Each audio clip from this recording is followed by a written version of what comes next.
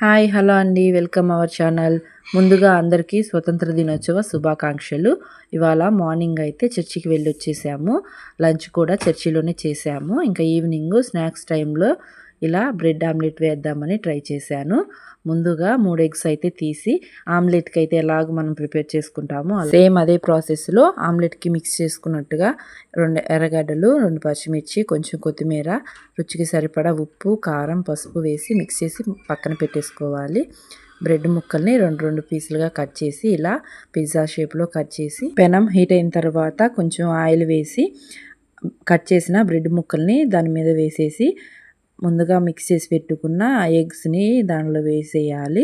అంతే. ఒకవైపు బాగా కాలిన తర్వాత రెండో వైపు కూడా తిప్పి కాల్చుకోవాలి.